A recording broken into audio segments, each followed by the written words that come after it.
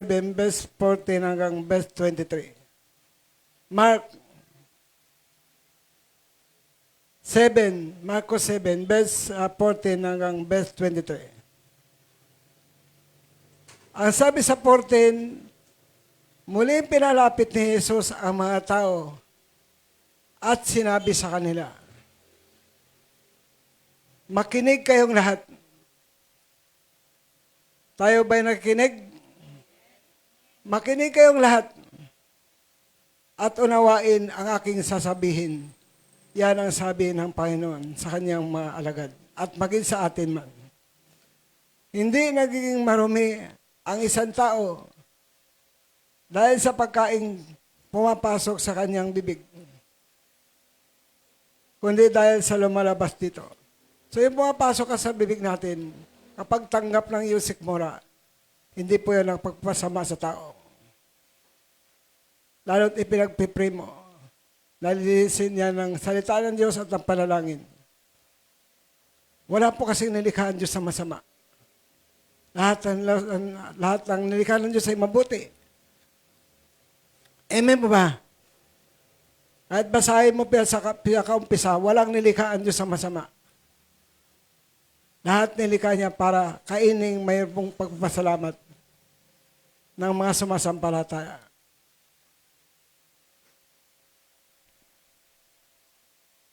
Makinig ang may pandinig. Kung kayo may mga pandinig, makinig po kayo. Makinig ang may pandinig. So hindi po yung pumapasok sa bibig yung nagpaparumi sa tao, kundi yung lumalabas sa bibig ng tao na galing sa puso. Yun po yung nagpaparumi doon. Iniwan ni Jesus ang mga tao sa 17 at pumasok siya sa bahay. Siya tinanong ng kanyang mga tungkol sa talinhagang kanyang sinabi. Sabi ng Panginoon, pati ba naman kayo hindi pa rin nakakaunawa? Tanong ni Jesus, hindi ba niyo alam na hindi nagiging marumi ang isang tao dahil sa pagkain ipinapasok niya sa kanyang bibig? Hindi yun na nagpaparumi yung pagkain pinapasok sa bibig, hindi yun na nagpaparumi sa tao. Sapagat hindi naman yun pumapasok sa kanyang puso, kundi sa tiyan. Yung kinakain natin pumapasok sa bibig at dumidiretso sa tiyan. At pagkatapos ay dinudumi, sabi ng Panginoon. Sa ganitong paraan ay pinahayag ni Jesus na ang lahat ng pagkain ay maaari ng kainin. Amen? Maaari ng kainin ang lahat kung kaya ng sikmura mo. Kahit anong pagkain yan. Basta't ipinagpasalamat mo sa Diyos, nilinis ng salita at ng panalangin ng pagkain, pwedeng kainin. Huwag lang lason. Amen. At sinabi pa rin niya, ang lumalabas sa tao ang nagpaparumi sa kanya sa paningin ng Diyos. Sa verse 21, sapagkat sa loob ng puso ng tao, nagmumula ang masamang isipang nag-uudyok sa kanya upang makiapid. Mula sa puso, inuudyok ng puso sa isip ang kasalanan. Galing sa puso ang kasalanan. Hindi po magkamali si Jesus Christ kasi basa po niya ang puso ng tao. Galing sa puso ang kasalanan. Yung pakiapid. Ano man ibig sabihin ng pakiapid? Ano ba nakipag-isa ka sa magnanakaw? Pakiapid yun. Nakipag-isa ka sa gawang mali, pakiapid yun. Nakipag-isa ka ibig sabihin pakiapid. Amen? Yan yung pakiapid.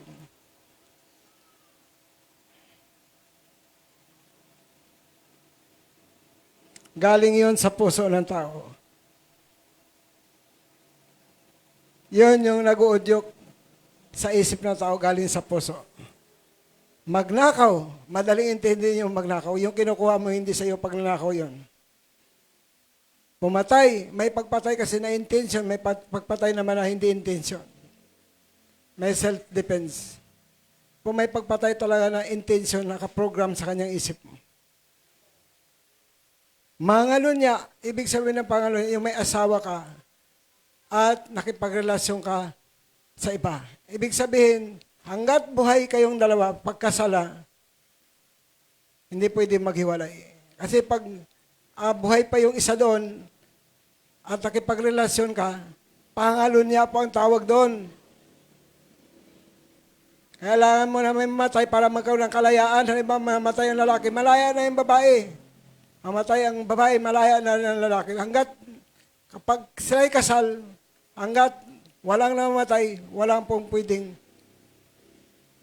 maghiwalay doon. Kasi pinag-isa yon sa Panginoon. At ang pag-aasawa po'y ginagalang at nirespeto. Dapat para sa nanod yung mga nakiapid at mga nangalun niya. Sabi din sa ibang kasulatan, yun ang sabi ng Biblia.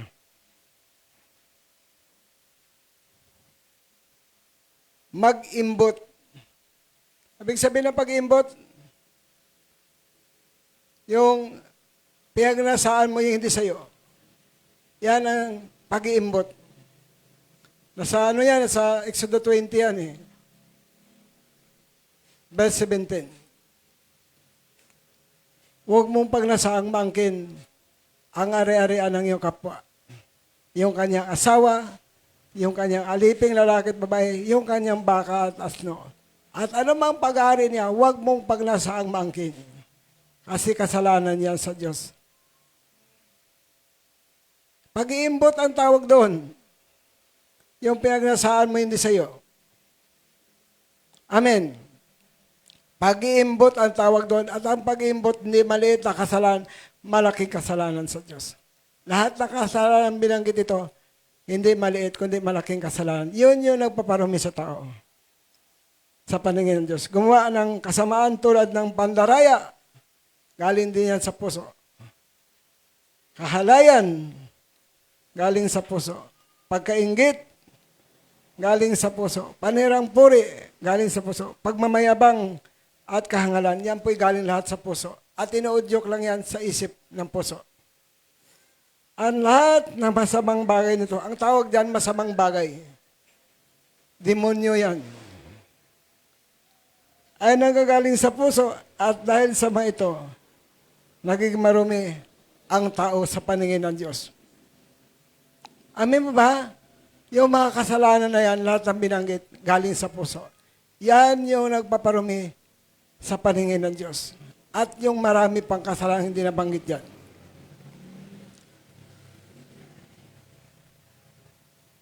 Pakiapid, magnakaw, pumatay, mangalunya, mag-imbot, gumawa ng kasamaan tulad ng pandaraya, kahalayan, pagkainggit, panirang puri, pagmamayabang at kahangalan. Lahat po yung galing sa puso. Yan yung nagpaparumi sa paningin ng Diyos. At walang lugar yan sa kaharian ng Diyos. Dapat ipinagsisisi po yan. Nirepent para maalis sa tao. Para maging karapat-dapat sa Diyos. Dapat lahat tayo maging banal. Amen? Lahat tayo dapat maging banal kasi ang Diyos ay banal. Dapat maging katulad tayo lahat ni Christ. Ang pamumuhay ni Jesus ay maging katulad dapat natin lahat. Amen ba? Sikapin po natin. Magsisikapan po yan.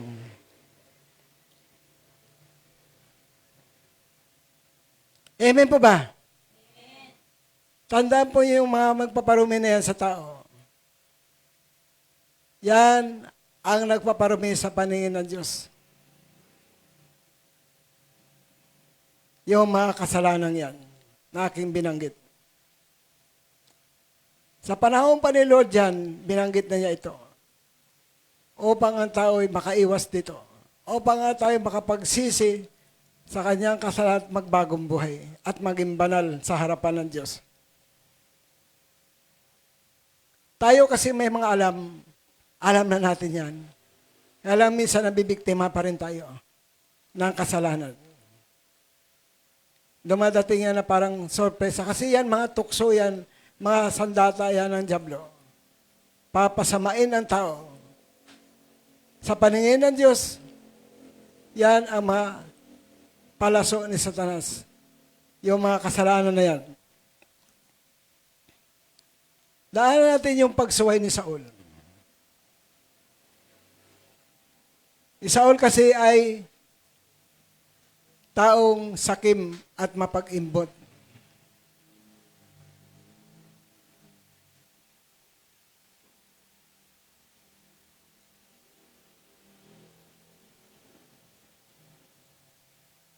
Sabi sa 1 Samuel chapter 8 verse 14, ito yung karakter ni Saul.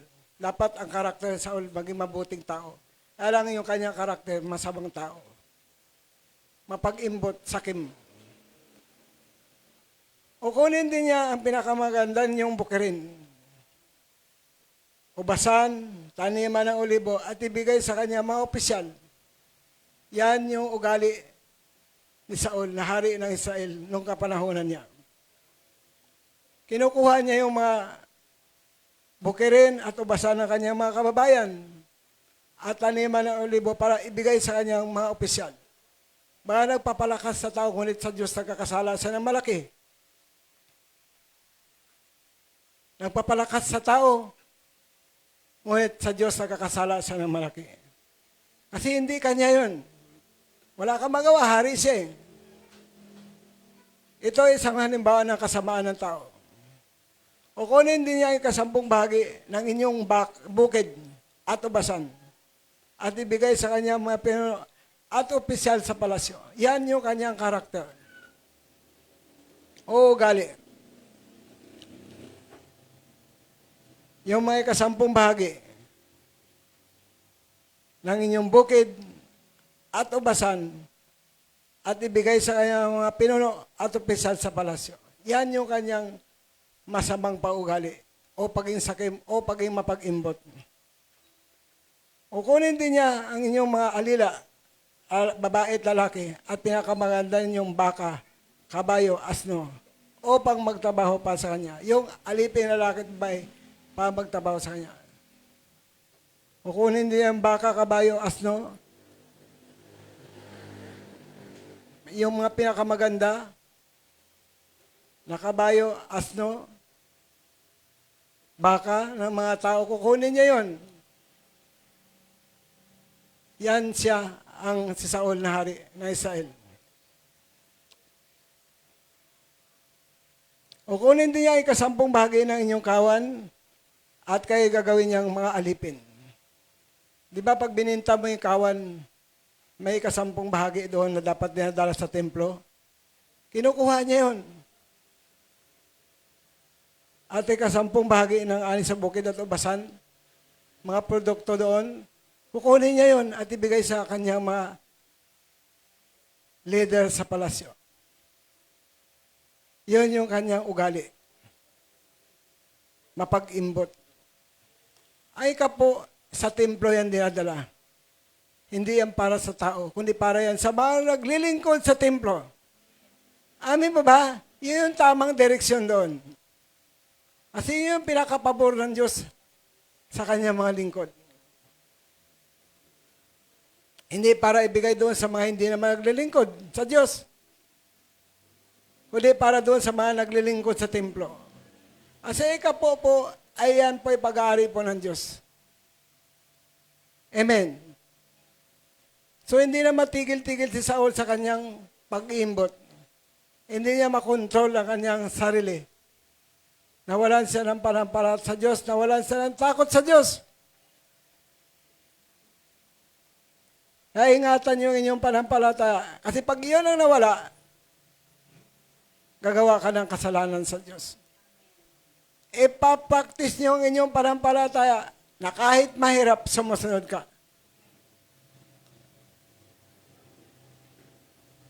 Amen po ba?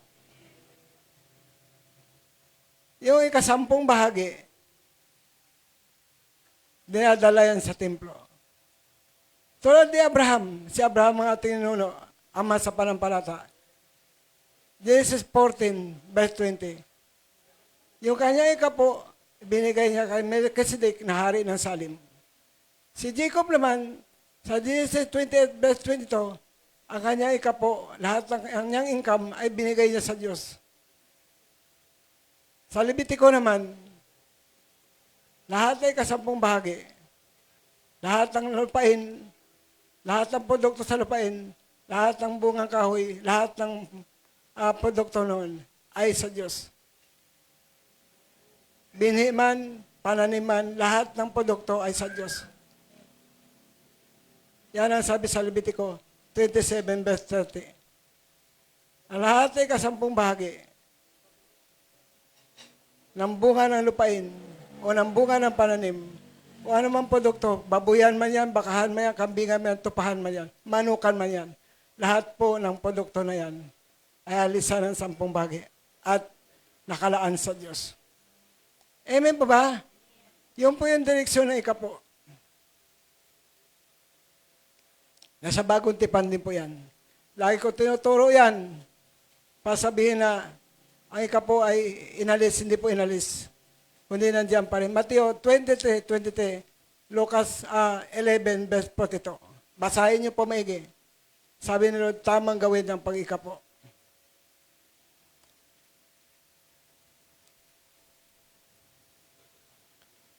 So si Saul, nung utosan ng Diyos na sakupin ng Amalek, lipulin lahat, patayin lahat, mula sa pinakamatanda, lalaki at babae, pagit sa sanggol. Kasi ang Amalek na yun yung nagpahirap sa Israel nung ilabas sa Ehipto.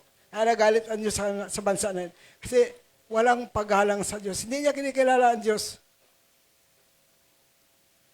Sa panahon ni Saul, pinalupig ni Lord kay Saul yung bansang Amalek. Sabi dito, inutos ang kanyang lusubin ang masamang bayan ng Amalek at mahigpit ang pinagtagubiling puksain ang mga ito. Mahigpit ang bilin ng Diyos kay Saul. Ngunit si Saul sumuway. Ang kanyang propeta dito ay si Propeta Samuel. Bakit mo sinaway ang utos ni Yahweh? Bakit mo pinag-imbutan ang mga ito? Ito naman pumasok naman yung salitang pag-iimbot. Mabigat ang kasalanan ng pag-iimbot. Pag nanasa sa mga bagay na hindi sa iyo.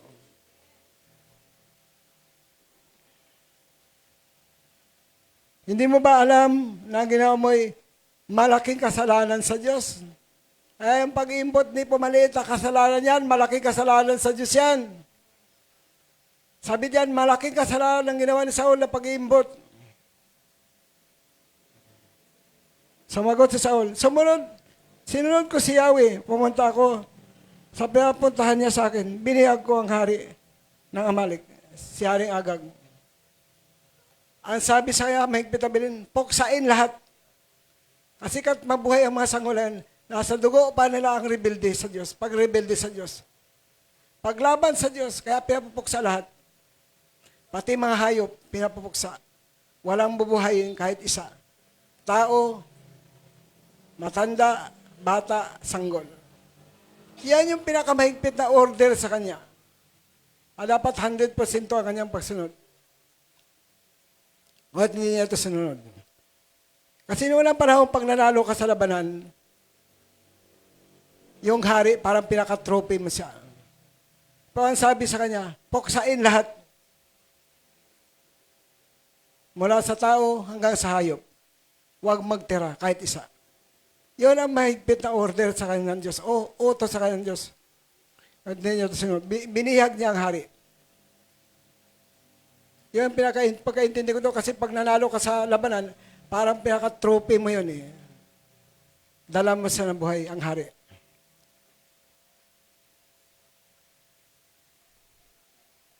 At nilipol ko ang mga Amalekita. Ngunit pinili ng mga tao ang pinakamayan ng matupa at baka. At hindi namin pinatay kasama ng iba. Sa halip, inuwi namin sa Gilgal upang ihandog sa Panginoon. Siya ang inutusan di ang mga tao. Pamakalabas sa kanyang responsibilidad, Sabi niya, tao ang pumili noon ng tupa at baka at iba pang mga hayop na mga pinakamainam. Huwag hindi nila pinatay. Siya ang inorderan mahigpit na bilin. Ganun talaga ang taong sinungaling. Mahilig magpalusot. Ibinibintang niya sa kanyang mga tauhan na mga tauhan niya ang kumuha ng pinakamainam na tupa at baka at iba pang mga hayop. At ang pinatay na nila yung mga malnourished. Pero ang katotohanan, siya talaga nag-imbot doon. Alam ng Diyos, nababasa ng Diyos ang bawat puso ng bawat tao. Hindi tayo makapagtatago sa Diyos. Amin po ba? Alam ng Diyos ang kanyang motibo. Talagang sakit na niya ang mag-imbot. Hindi niya kayang kontrolin ang kanyang sarili sa pag-imbot at kasakiman. Sinabi ni Samuel, akala mo ba higit na mabutuan ni Yahweh ang handog kaysa hain, kaysa pagsunod? Mas mabuti ang pagsunod kaysa handog. Hindi masama ang handog, kailangan sumunod ka muna. Mas mabuti ang pagsunod kaysa handog. Ang paghandog ay nakalugod din sa Panginoon. Kung sumusunod ang tao, kailangan hindi sa sumunod. At ang pakinig ay higit sa haing taba ng tupa. Ang pagsuway ay kasisama ng pagkukulam. Ang pagsuway daw ay kasisama ng pagkukulam. Kasi ang mangkulam masama yung pumapatay yun. Nang kukulam na eh. Nakasama sa nire-rebuke natin yan eh. Mangkukulam. At ang katigasan ng ulo ay tulad ng pagsamba sa Diyos-Diyosa. Kasi ang mga tao, kapag masama ang sumamba sa Diyos-Diyosa, hindi pa rin nakikinig kasi matigas ang ulo. Inaralan mo na, nakatatlong aral ka, ang pagsamba sa Diyos-Diyosa na may kaparusahan. Kasi hindi naman totoong Diyos yun, Diyos-Diyosa ngayon eh. Hindi tunay na Diyos yun. Gawa lang yun ng kamay ng tao. Yung mga Diyos-Diyosa, hindi yung totoong Diyos. Pag sabing Diyos-Diyosa, hindi totoong Diyos, gawa ng kamay ng tao. Marami pong Diyos-Diyosan sa mundong ito. At ang pagsuway kasama ng pangkulam at ang katigasan ng uloy tulad ng pagsamba sa mga Diyos-Diyosan. Sapagat itinakwil mo ang salita ni Yahweh, itatakwil ka rin niya bilang hari. So doon itinakwil siya ng Diyos, hindi na siya tinutugon ng Diyos sa kanyang panalangin. Alam ba yung ending ng buhay ni Saul? Naglabanan sila ng mga Pilisteo. Sa chapter 31 ng 1 Samuel, basahin nyo. Si Saul ay tinamaan ng pana at malubha ang kanyang sugat. Pana ng Pilisteo. Imbes na pagtatagumpay ay kabiguan ng kanyang inabot. Dahil hindi siya nagpakumbaba, hindi siya nagsisi sa kanyang pag-imbot kasakiman. Natalo ang kanyang buong hukbo. Namatay ang 3 anak niya sa labanan na yan. Ang sabi niya sa kanyang bataan ng tagapagdala ng kanyang sandata, saksakin mo na ako. Baka paabutan ako ng mga hindi tuli na yan. At paglaruan lang. Baka tanggalin nila yung masilang bahagi ng katawan ko. Baka tapasin nila ang tainga ko. Baka dukitin nila ang mata ko. Paglaruan nila ako, pahirapan ako. Kaya natakot yung kanyang bataan. Nasaksakin siya. Kaya siya na mismo ang nagsaksak ng kanyang sarili. At nung makita ito ng kanyang bataan, ay nagsaksak din sa kanyang sarili. At sabay-sabay silang namatay yung 3 anak niya at yung kanyang buong hukbo dahil lang sa pag-iimbot. Ilang taon naghari si Saul? 40 years. 40 years siya naghari.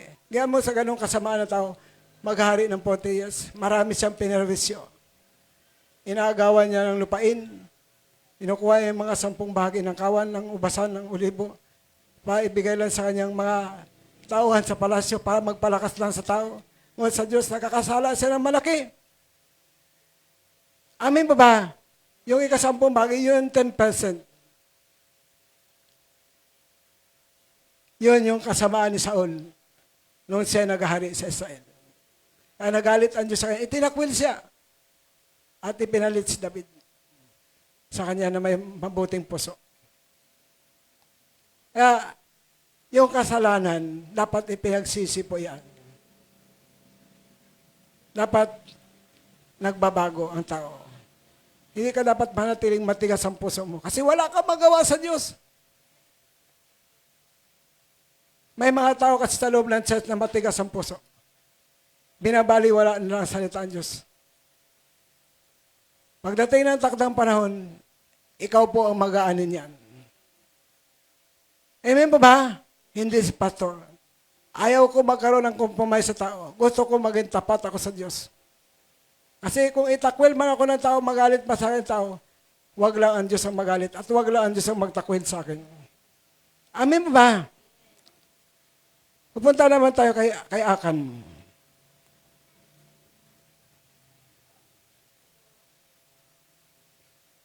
Ang kasalanan ni Akan.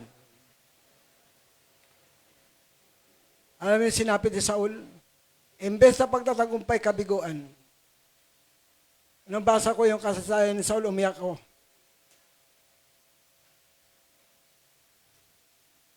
Isang malaking pebere yung ginawa kang hari ng bayan ng Diyos. Ngunit sinayang niya yung pribileyo na yun. Nakakain dapat ang mga tao sa pagsunod sa Diyos at paging tapat sa Diyos at paglilingkod sa Diyos. Ngunit iba yung kanyang ginawa. Puro kasakiman, puro pag-iimbot. Noong ang panahon ni Moises, namatay na si Moises, si Josue ang pumalit. Ipinasakop kay Josue ang Jericho.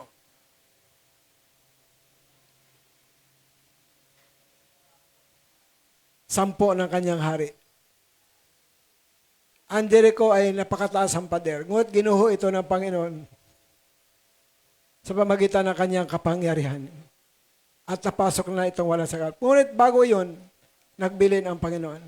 Lahat ng ginto, lahat ng pilak, lahat ng tanso, lahat ng bakal, wasakin sa Jericho at ihandog sa Diyos. Ihandog sa Diyos.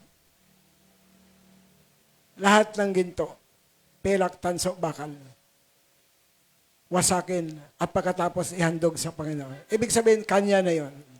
Sa Diyos na. Pag ihinandog mo sa Diyos, yun ay pag-ari na po ng Diyos.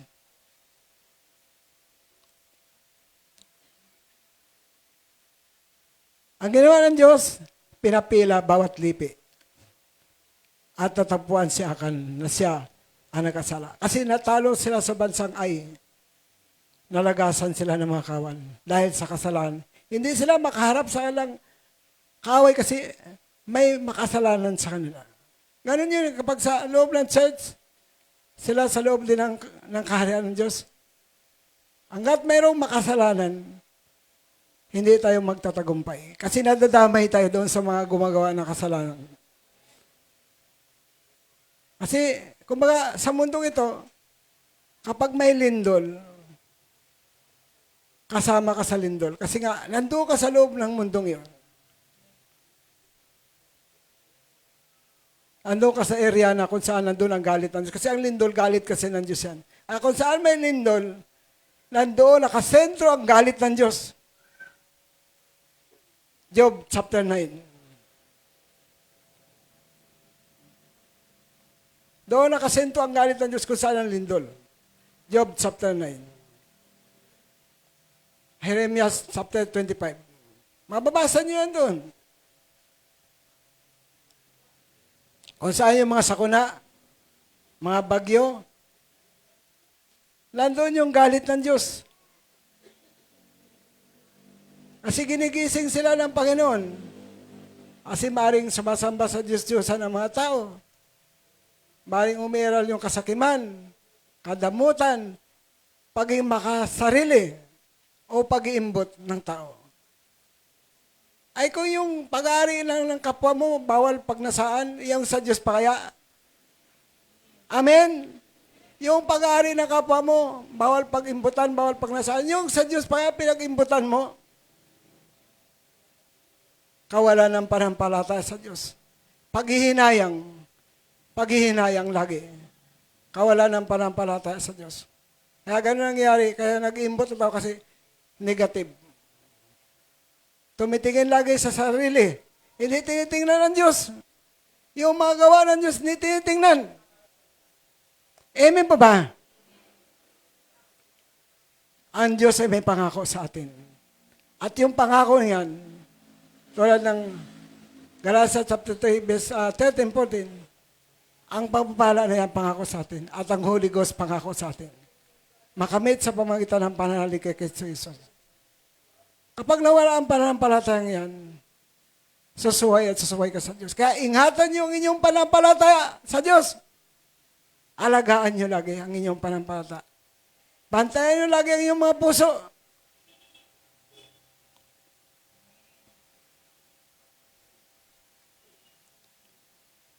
Sumagot si Akan, totoo pong nakasala ako kay Yahweh.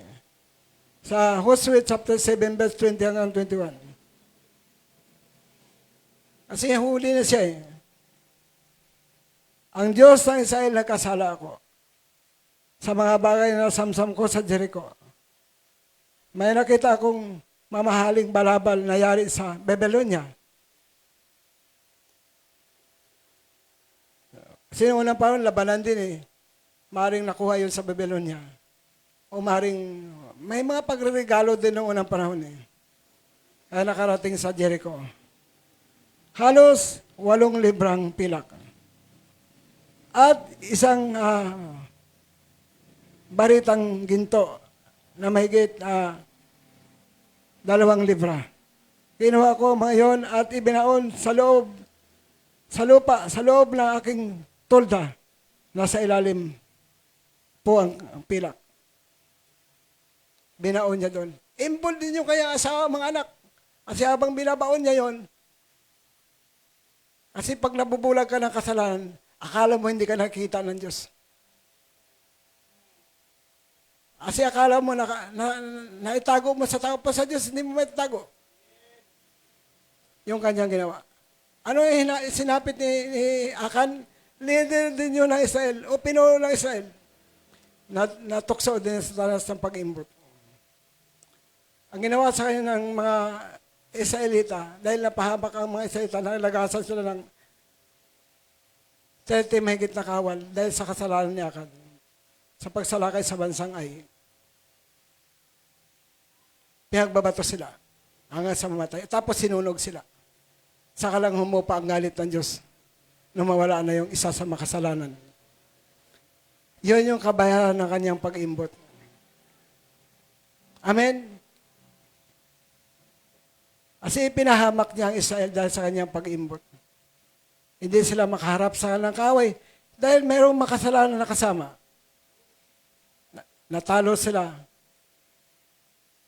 ng isang maliit lang na bansa na ang sundalong pinadala ay nasa 3,000 lang. 3,000 kawal lang pinadala nila. Nalagasan sila na mahigit 30 kawal. Akala niya, kasi ganun pag ikaw ay nadadaya talaga yung mata mo, isip po sa mo. Akala mo hindi ka nakikita ng Diyos sa iyong ginagawa. Tandaan po natin, ang bawat pagsuway ay may panahon ng pagdurusa. May time na ikaw ay sisingilin ng Panginoon. Kung mahaba man ang buhay ng tao habang sila nagkakasala, kasi ang Diyos ay mapagpasensya. Binibigay na ng pagkataon ng tao maligtas. Sabi sa ibang bahagi ng kasulatan, sa 1 Peter yun. Upang huwag mapahamak ang tao. Binibigyan ng pagkataon ng tao na makapagsisi, makapagtalikod sa kasalanan. Ngunit ang tao kapag nating matigas ang puso, doon pumapasok ang kapahamakan ng tao. Kaya ang inyong puso, babantayan nyo. Ingatan nyo ang inyong mga puso. Baka mamaya, namuhay ka pa sa kasalanan, sa pag-iimbot. At pagdating ng huling panahon, umaasa ka sa Diyos ka pupunta. Yung pala hindi. Kasi ang pag-iimbot, hindi maliit na kasalanan. Yan po ay malaking kasalanan. Sa lumang tipan, may pag-iimbot. Hanggang sa bagong tipan, Marcos chapter 7, verse 21. Binanggit doon salitang pag-iimbot.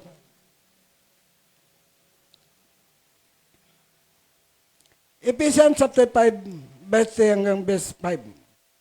5 ng episode, chapter, verse 3 hanggang verse 5. Kayo yung mga hinirang ng Diyos. Tayo yung mga hinirang ng Diyos. At hindi man dapat mabanggit ang malamang na kayo nakikiapid. In-explain ko na kung ano yung pakiapid, pakipag-isa sa kasalanan.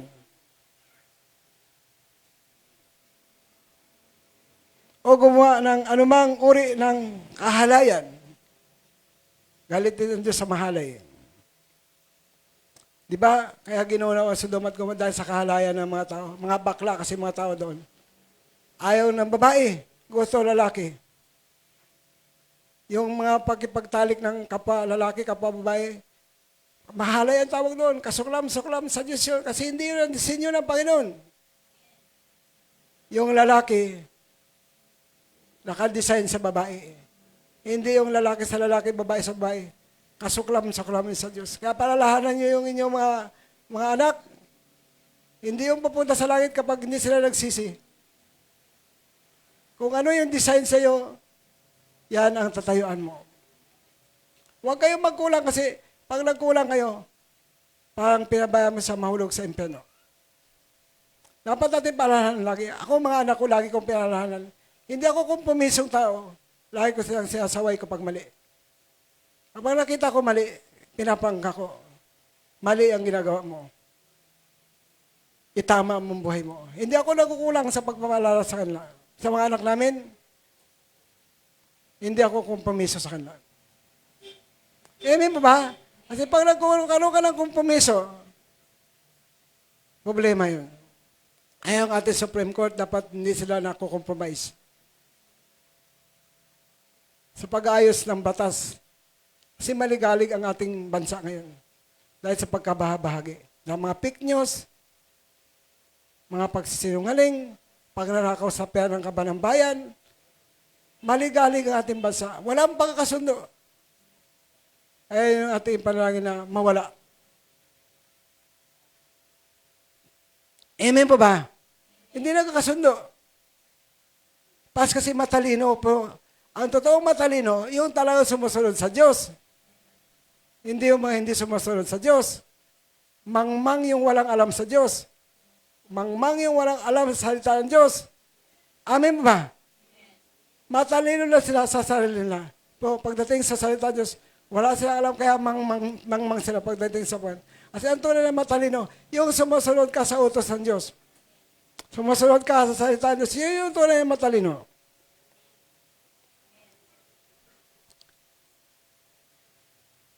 At hindi na dapat mabanggit man lamang na kayo nakiapid. Gumawa ng anumang kahalayan. O pag-iimbot, binanggit na naman yung pag-iimbot. No?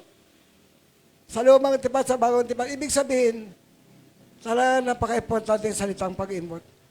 Mag-ingat kayo sa pag-iimbot. Ephesians chapter 5 verse 3. Huwag din kayong gumamit ng anumang malaswang at walang kabulhang pananalita o pagbibirong hindi nararapat. Sa halip, magpasalamat kayo sa Diyos. Imbis na makiapid, gumawa na anumang kahalayan o pag-iimbot o gumamit ng anumang malaswa o walang kabulhang pananalita o pagbirong hindi nararapat, sa halip, magpasalamat sa Diyos. Alam niyo yung walang bahagi sa kaharian ni Kristo at ng Diyos ang taong makiapid, mahalay, sakim, at kakimahan ng isang uri ng pagsamba sa Diyos-Diyosan. Amen pa ba? Walang bahagi sa kaharian ng Diyos. Yung mga sakim, makiapid, mahalay, malaswang pananalita, lahat na nabanggit na kasalanan sa Marcos chapter 7 verse 21. Walang bahagi sa kaharian ng Diyos at ng Kristo. Amen ba? Ang pray ko sa Lord, huwag ako makakaroon ng kompromiso sa inyo. masabi ko ang katotohanan para maligtas tayong lahat. Amen ba? Masabi ko yung katotohanan at para maligtas tayong lahat. Sumunod tayo sa Panginoon. Maglingkod tayo sa Diyos ng tama. Lagi natin ingatan yung ating panampalataya. Huwag yung pabayaan ang yung panampalataya mawala sa inyo. Kasi pag nawala yan, susuwayin mo ang Diyos. Kaya binanggit yan yung pag-iimbot uli. Marcos chapter 7 verse 21. Ephesians chapter 5 verse 3. Binanggit uli ang salitang pag-iimbot na dapat iwasan natin at sumunod sa Diyos. Kasi mga delikadong kasalanan yun, yung magdadala sa kapahamakan sa tao. Amin po ba? Sinampulan na tayo. Si Saul, nahali na si Aka na leader sa panahon ni Josue. Na napakahirap na kalang naranasan. Imbes na pagtatagumpay, ikabiguan ng kalang inabot. Kaya, kayong mapag-imbot, magbago na kayo. Dapat mabuo sa inyong puso ang panampalataya. Amin po ba? Kung mayroon man nag-iimbot sa inyo, magbago ka na. Tigilan mo na yan para sa ikabubuti mo. Ayaw ko magkaroon ng kompromiso sa inyo. Gusto ko maging tapat sa inyo. Pagdating ng huling araw, hindi yung masabi na itinago ko sa inyo ang katotohanan. Amin po ba? Hindi nyo pwede sabihin sa akin na hindi mo kasi tinuro sa amin eh. Makailang beans ko na po itong inulit, kailangan may matigas talaga ang puso. Tandaan po natin, ang gusto ng Diyos, nakakaisa tayo. Unity. Kasi nalulugod sa pagkakaisa. Hindi ka pwede magdahilan. Dapat kang mag-sacrifice din. Papakita mo yung iyong pagmamahal sa Diyos. Papakita mo yung iyong pananalig sa Diyos. Kailangan mag-sacrifice. Para din sa iyo at sa kaluluwang, para din sa iyong pamilya. Kasi ikaw ang maging modelo ng iyong pamilya. Sino pa bang susundan kapag walang panampalataya? Wala. Hindi mo pwede sabihin na may problema ka kasi kami marami din problema. Lahat tayo may problema. Pag yung iba sumusunod ang sakripisyo, dapat ikaw ganun din, mag-sacrifice ka rin. 6 months na pinaghandaan. Amin mo ba? Yung ating Thanksgiving, 6 months din yan. Ay, hindi pwede sabihin mo, hindi mo alam. Hindi mo pwede sabihin na, wala akong naunawaan. Hindi mo pwede sabihin na, wala akong napakinggan. Lahat nakapakinig.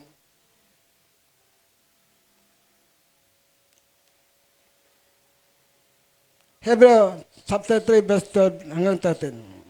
Hebreo, chapter 3, verse 12 hanggang verse 13. Mga kapatid, ingatan niyong huwag magkaroon ng sino man sa inyo ng pusong masama. Ingatan mo ang puso mo, huwag maging masama. At walang panampalataya na siyang maglayo sa inyo sa Diyos na buhay. Kasi pag nawala ang panampalataya mo, malalayo ka sa Diyos na buhay. Ay ingatan mo ang puso mo, huwag mapasok na masama. Huwag makontrol ang diablo ang puso mo dahil sa pag-imbot, kasakiman, pagsinungaling, pakiapid, pangalo niya, kahalayan. Sa halip, magpaalalahanan kayo araw-araw. Araw-araw daw magpaalalahanan tayo. Ay tayo, lingguhan na magpaalalahanan. Kasi yung iba sa inyo, linggo lang mapupunta dito. Yung mga leader natin, 3 beses kami magpapakita sa loob ng 1 linggo. Merkules, Bernes, at saka Sunday. Ay kayo, linggo lang. Araw-araw ang palalahanan para huwag madaya ang sinuman. Habang may panahon, ay matawag pa ngayon. Habang ang panahon ay matatawag pa ngayon. upang walang sinumang madaya. Kasi si Diablo, madala talaga yun. O madaya sa inyo ng kasalanan. Ano sa gayon, maging matigas ang puso. Pag nakapakinig ka ng aral ng Panginoon, sundin mo na agad. Huwag mo yan tumigas ang puso mo. Kasi uwi yan sa patigas ang puso kapag nagbabaliwala ka. Akala mo, okay lang, panatag ka doon sa ginagawa mong hindi pagsunod. Hindi mo alam na bandang huli kaluluwa mo magbabayad. Ikaw ang magsasuffer. Idadamay mo pa ang pamilya mo. Imbes na maging modelo ka sa baging karakter ng pagsunod at panampalataya, sino na lang ang susundan nila? Wala. Amen po ba? Kaya kayong mga hindi sumusunod, ingat kayo. Yung paaralang ito ay mahalaga. Pa ito sa lahat. Sa halip, magpaalala kayo araw-araw hanggang ang panahon ay matawag pa ngayon. Upang walang sinumang madaya sa inyo ng kasalanan. Ang kasalanan, Diablo yan. At maging matigas ang puso. May mabawag mo yan na nakapakinig ka tapos binabaliwala mo. Uwi yan sa paging matigas ang puso. Talbog ang salita ng Diyos. Hindi mo masabi na wala kang napakinggan. Hindi mo sabi wala kang naunawaan. Lahat nakapakinig ng aral. Kung nabubuhay ka ba ngayon, maaaring pinagbibigyan ka lang ng Lord. Kasi nais siyang makapagsisi ka, ayaw niya mapahama ka. Kung ang ending ng buhay natin ay puro pagsuway. Tulad ni Saul, ni Akan, na mabigat, kabiguan, imbis na pagtatagumpay, puro kabiguan ang kanilang sinapit. Iba mo, pabayaan ka ng Diyos sa labanan, tatamaan ka ng sibat, tatamaan ka ng pana, ng kaaway mo, at magsasaksa ka na lang sa sarili mo, dahil sa wala ka na magawa, dahil yung consequence na yung kasalanan, nadamay pa yung 3 anak niya, nadamay pa yung buong hukbo niya. Sa pagkatalo natin, baka kasama pa ang pamilya natin. Dahil sa pagbabaliwala mo sa salita na napakinggan mo. Kasi imbas, mag-ikaw yung ilaw sa sambayan mo. Na ang panampalatay, lumawak sa pamilya mo. Sino na lang ang titingnan nila? Sino na lang susundan nila? Imbes na ikaw mag-impluensya ng iyong pamilya sa panampalataya, sino mag-impluensya? Kung walang panampalataya sa isang pamilya. Kung hindi ka sumusunod, sino mag-impluensya sa kanila pagdating sa pagsunod sa Panginoon? Kung hindi ka tapat sa Diyos, sino mag-impluensya para maging tapat tayo sa Diyos lahat? Amen. Yun lang tanging legacy na maiwan ko sa inyo. Ibig sabihin ng legacy, pamana. Yung pananalig, yung pagsunod, yung katapatan, yung paglilingkod sa Diyos. Yan, lagi ko inulit-ulit tinuturo sa inyo. Nasa inyo na ang pagpapasya niyan. Kung maligtas ka o mapahamak. Huwag niyong babaliwalain ang salitang napapakinggan niyo. Huwag mo nga yan tumigas ang puso mo. Kasi ang pagbabaliwala, uwi yan sa pagtigas ng puso. Amen po ba? Ay, yung pag-iimbot, hindi maliit na kasalanan, malaki kasalanan. Kaya mga tao nag-iimbot kasi wala silang panampalataya. Hindi sila tapat sa Diyos. Yun ang problema doon. Hindi binabasa sa malakihan. Binabasa yan sa panampalataya. Binabasa sa katapatan yan sa Diyos. Kasi meron namang maliit lang income talaga tapat sa Diyos eh. Meron namang malaking income eh. Hindi mo malaman kung ano sabihin ko. Hindi tapat sa Diyos. Eh, hindi pare-para sa tao. Pagdating ng takdang panahon, hahatulan tayo ng Panginoon. Haharap tayo sa hukuman ng Panginoon. At ipagsusulit natin ginawa natin, mabuti man masama. na mabubuhay tayo sa daigdig na ito. Palawang Korinto 5, verse 10. Amen pa ba? Ayaw ko magkaroon ng kompromiso sa inyo. Mas maganda maaga sabi ko sa inyo na maging tapat kayo sa Diyos, maging totoo kayo sa Diyos, maglingkod kayo ng buong katapatan sa Diyos. Sundin nyo mga aral ng Panginoon. Mabuhay tayo ng mayroong kapayapaan, mabuhay tayo na may kapayapaan sa ating mga puso. Na wala tayong alalahanin pagharap natin sa Panginoon. Amen po ba? Wala kang alalahanin. Na nasa lupa ka, sumunod ka, kaya wala kang alalahanin. Kaya pag harap mo sa Panginoon, marami ka na lang pag-iimbot o pagsuway, kasakiman. Sino pa makaharap sa Diyos? Kasi makaharap lamang sana yung mananampalataya. Yung mga sumusunod sa salita ng Diyos. Yung mga tapat sa Diyos. Yung mga totoong naglingkod sa Diyos. Sila lamang ang makaharap sa Diyos. Sabi nga sa 1 John chapter 5 verse 19, tayo yung mga anak ng Diyos. At ang buong salimutan ito ay pinagaharian ng Diablo. Yung mga sumusunod lamang sa Diyos. Yung mga may pananalig lamang sa Diyos. Yung mga tapat lamang sa Diyos. Ang mga lingkod lamang sa Diyos. Yung taong pinagaharian ng Diyos. O yung mga hindi pinagaharian ng Diyos. Yung mga taong alipin ng Diablo. Kapag hindi ka sumusunod sa Diyos, alipin ka pa rin ng Diablo. Huwag mo sabihin sa Diyos ka kasi ayaw mo sumunod.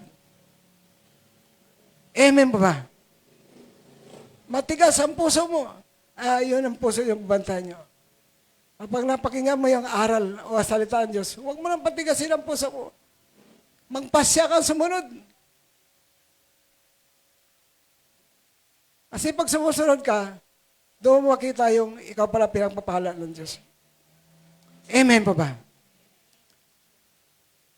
Kapag hindi mo nakasanayan na sumusunod, mahirap sumunod. Kapag hindi mo nakasanayan na sumunod, mahirap sumunod. Kapag nakasanayan mo sumunod, madali lang pala. Hindi mahirap ang sundin ang kalooban ng Diyos. Hindi mahirap na sundin ang salita ng Diyos kapag nagpasya kang sumunod sa Kanya. Amen po ba? Salamat sa Diyos. Sana mayroon kayong naunawaan ng Kanyang masasa. Huwag niyo hayaan na wala kayong maunawaan. Huwag niyo hayaan na wala kayong maintindihan.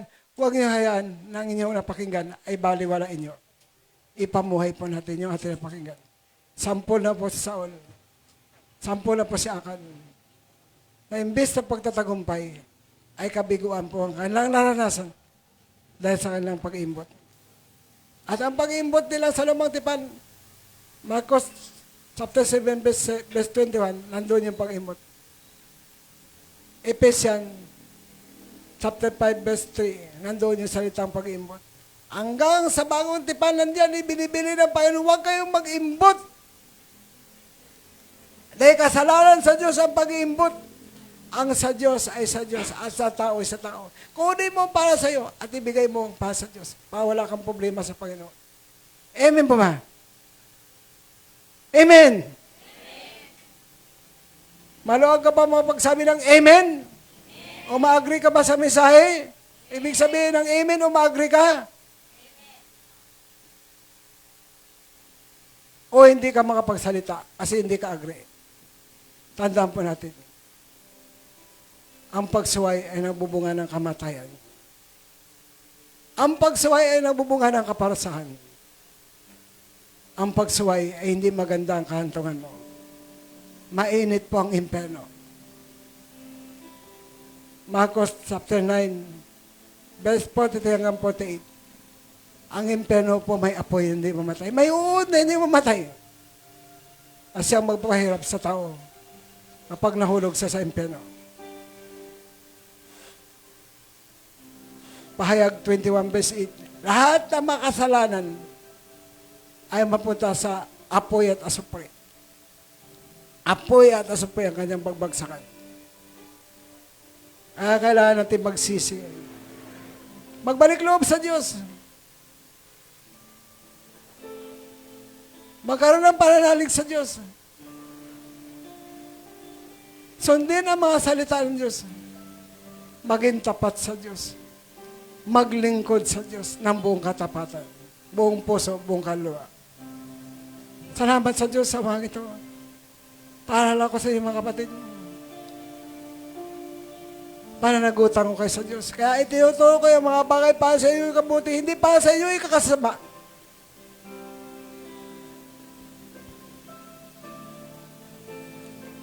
Father in heaven, loobin mo magkaroon ng deliverance sa aming kalagitnaan. Kalayaan. Alisin mo ang pagsuway. Alisin mo ang kasakiman. Alisin mo ang kadamutan. Alisin mo ang pag-iimbot. Alisin mo ang kasinungalingan sa aming kalagitnaan. At kami lahat ay magpasyang sumunod. Magpasyang maging tapat. Magpasyang maglingkod sa Diyos. Salamat po. Ang bawat isa, ang dalahin ko kayo pagpalain ng Diyos. Bless kayo ng Lord. Bigyan kayo ng maraming binhi, maraming tiyapay, maraming pangalay, maraming panghandog. Palang Korinto 9, verse 10 hanggang 11. Dito naman yung 12, verse 5 hanggang 6, 7. Galatians chapter 3, verse 13, verse 14. Nangako ang Diyos kay Abraham na mga hintil ay tatanggapin nila yung mga pagpapala ng Diyos. At ang Holy Ghost ay pa ako, matanggap din sa pamagitan ng pananalig sa Panginoong Hesus. John 10:10, yung buhay sa langit, buhay na masaganang lubos. Yan yung mga pangako ng Diyos na panghawakan natin. I-claim natin. I-receive natin.